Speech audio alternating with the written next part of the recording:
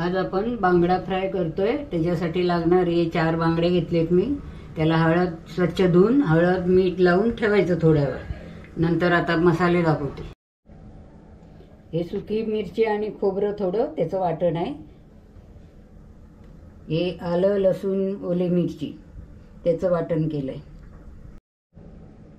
एक कोकमाचा आगळ आहे ते पण आपण मच्छीला लावणार। हे रवा तांदळाचं पीठ एक कवर म्हणजे त्याच्यात घोळून आपण मग तळणार ते फ्राय करणार। हळद चमचाभर 2 चमचे लाल तिखट घेणार आपलं घरगुती तेही त्या मच्छीमध्ये टाकणार बांगड्यामध्ये आणि सगळं एकत्र करून मग कालवून मीठ टाकून फ्राय करणार। लाल तिखट 2 चमचे घेऊया घरगुती मसाला आपला। अर्धा चमचा हळद,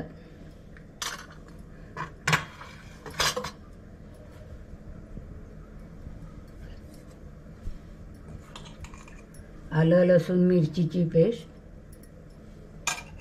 हे आगळ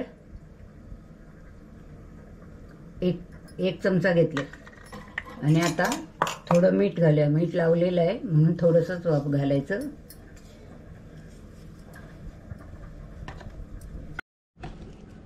आता हे असं मिक्स करायचा सगळा मसाला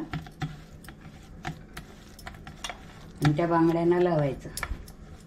अशा चिरा पाडून घ्यायच्या म्हणजे मग मसाला आतपर्यंत जातो।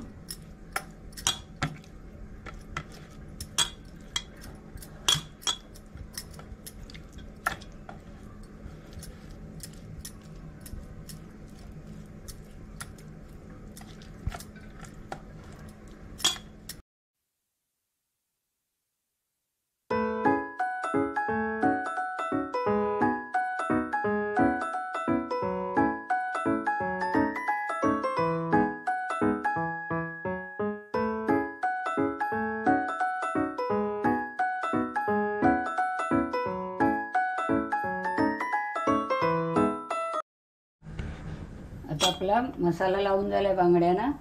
आता हे तांदळाचं पीठ आणि रवा बारीक त्याच्यामध्ये घोळूया आणि फ्राय करूया।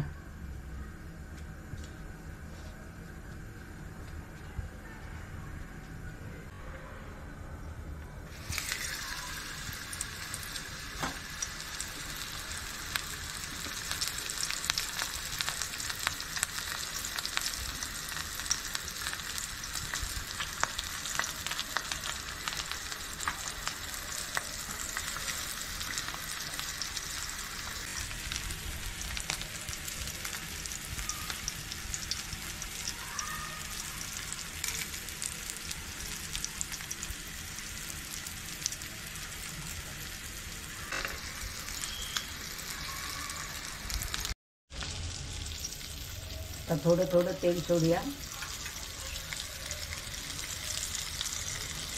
साईडने घातलं ना की मध्ये बरोबर जातं।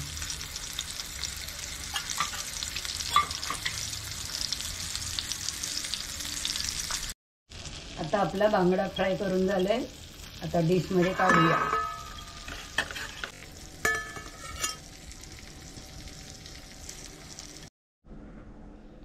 आता आपले बांगडे फ्राय करून झाले। तुम्ही करून बघा सोप्या पद्धतीमध्ये। धन्यवाद।